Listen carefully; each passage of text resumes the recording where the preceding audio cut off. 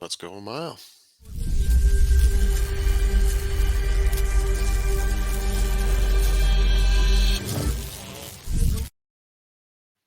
Trust the profits. It's a formula here, and we'll be talking through the Breeders' Cup Dirt Mile. Got some pre-entries in. That's pretty exciting. We're starting to figure out who's in the field. I've got some also eligibles, which I'll probably skip through today because it's a big list. And then we got a couple that are double entered into the BC Classic. But let's go through it. Going through first the last year's winner, Cody's Wish. 10 wins in 15 races. I mean, that's pretty unbelievable for this horse. Winner of the Vosburg last time out, 7 furlongs, beating Accretive there. Did struggle at the Whitney, but I mean, the Whitney's 9 furlongs, lost to White Abaro by 10 lengths in that one. This horse is well suited for the mile. Not so much a 10 furlong event, but the mile. Winner of 6 in a row before that, including 4 G1s in a row. Never went any further than a mile in those races. So the Metropolitan, he won that 3 1/4 lengths over Zandon, White Barrio Charge It, Churchill Down Stakes, 4 lengths. I mean, we don't have to go on too much on this. He beat Cyberknife last year by a head in the same race. So Cody's Wish going in, definitely gonna be the favorite. Practical Move, yes. Constantly calling Practical Move Practical Magic. So that's my picture for a Practical Move here. 8 races, 5 wins. Also very impressive. 5 wins in 8 races after a long layoff. Ran a 4-horse, 8 furlong, 65K claiming race, beating Tripoli and Newgrange by 4 lengths in that one. A little bit of a warm up, I would say, before going into some sort of Breeders' Cup event. Was on the Derby Trail and a favorite from the West Coast, probably the best horse in the West Coast at that point, and had drop out health issues. Last time out, we saw the Santa Anita Derby, G1 winner there by a nose over Mandarin, Mandarin Hero and Skinner. Winner of the San Felipe, 2.5 lengths over Go Rocket Ride in that race. This is a horse from Tim Yakteen that has been winning. You hope that he's healthy enough for this race. And I think getting back out there, showing what they could do what he can do in that claiming race. I think we're going to see a good race here from Practical Move. Man, I'm just going to trick myself with that picture. Charge It. Yeah, there was a point where a lot of people thought that this was the horse of last year, right? Charge It. Um, Fourth place finish at G2 Woodward Stakes, 5 lengths behind Zandon. Never really improving his position there. Fourth place in the 9 furlong Whitney Stakes, 10 lengths behind Whitebarrio on that one. First place finish at the Suburban. Nice job. But it was also a scant field. I mean, the wins from Charge It have not been all that impressive. And then in the races where you're hoping to see something from Charge It, he's failed to impress. Not high on Charge It, even though we are dropping the horse down to a mile. He's had success at longer races. He's been in some longer ones.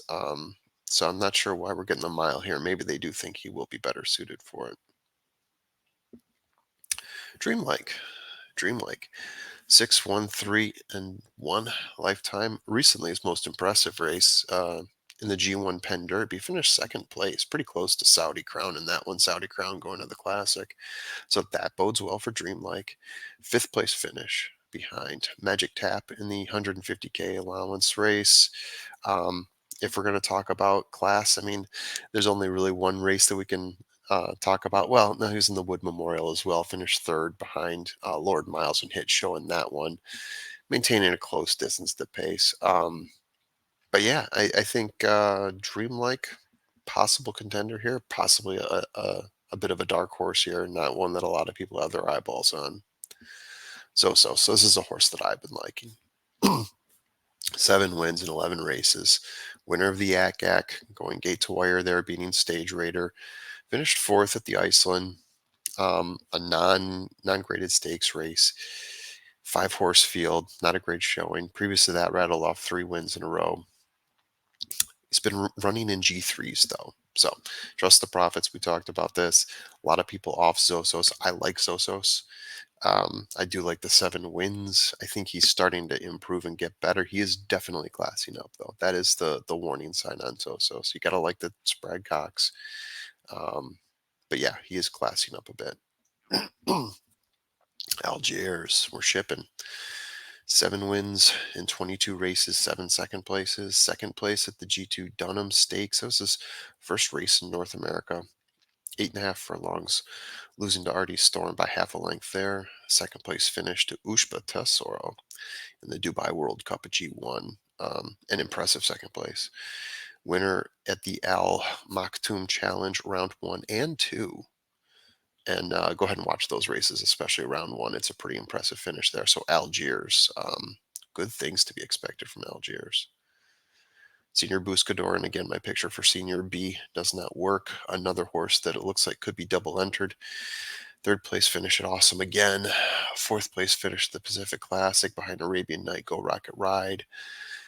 Winner of the San Diego Handicap. But again, what we talk about with him is mostly struggles with G1s and G2s, had some success with G3. Um, Ran the big ass dirt mile last year, never a factor. Eight was eighth and ninth most of the way, so I'm going to be tossing Senior Buscador again. National treasure. Um, yeah, we got some national treasure here. Yeah, his big claim to fame. He won the Preakness, right? But in 9 races, what else has he done? Fourth place at Awesome again, 4 lengths behind Slowdown Andy there. Fifth place at Travers, 9 lengths behind Arcangelo there. Sixth place finish at Belmont, falling back 8 lengths behind Arcangelo. I mean, the list goes on. Um, Baffert horse, but not his best horse. Had a really good showing in Preakness, but it was also a weak field now that we look back on it. Um, don't think he fits into this field. Skippy Long Stocking. Whew. Another horse we can talk about class, right? G2s, G1, G3s, not a whole lot of G2 success. Charlestown Classic, won that one, going 9 furlongs over O'Connor by 5 lengths, going gate to wire. Impressive. Uh, Second place at the Cornhusker, losing the Giant Game by 3/4 of a length there. Tempted to take Skippy Longstocking, but I passed. Fifth place at the 9.5 furlong, Ben Ali, 5 lengths behind Rattle and Roll there. Been doing some good stuff lately with Skippy. Yeah, in this field, I did not care for Skippy as much. Moving on, 3 Technique. 6 wins, 6 second places. This is a drought. In 31 races. Last time out, won the John A. Neerud Stakes, beating Synthesis by 3 3/4. Previous to that, third place at the Knicks Go Overnight Stakes, losing to Zozos by 5 lengths.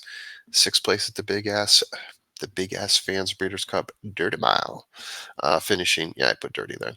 Finishing 12 lengths behind Cody's Wish. So, of course, I'm looking at him again this year, thinking, didn't do it for me last year, didn't show me much, not expecting it this year either.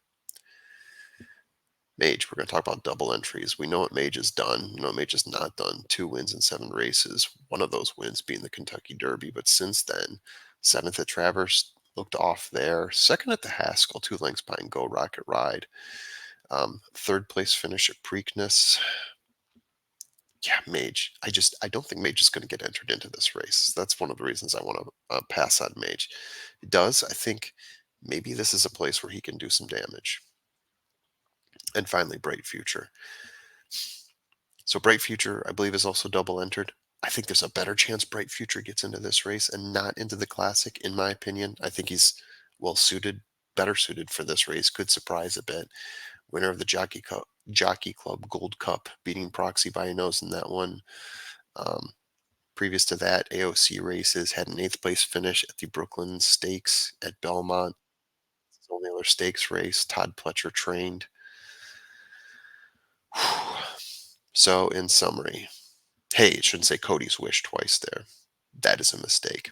But yeah, I don't know why I did correct that right before but anyway, let's go through it. In summary, I'm going to say the safe play here is Cody's Wish. The value play being Practical Move. I think Practical Move coming back in, I liked what he did before the layoff. And I think I liked what he's done since coming back from the layoff. He won that race in impressive fashion, even though it was a small one.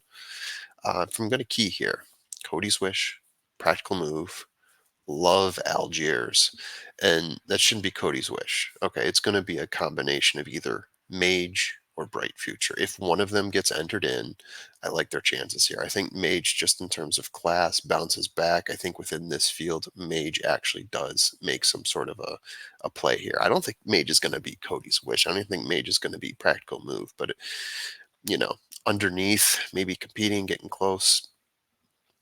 Mage is probably going to be your fourth horse there. Bright Future, if Mage isn't in it, and Bright Future is your other play. So there you have it. That's my thoughts on the mile. Apologize for the error. I'm not sure why that got taken. That's I made that change. I'm gonna have to look back on that. But anyway, let me know your thoughts below. Dirt mile coming up. What do you guys think? Can anyone beat Cody's Wish? Is that your best single, or is there someone better out there that you like? Anyway, let me know what you think in the comments. Give us that like. Tell your friends. Have a good day.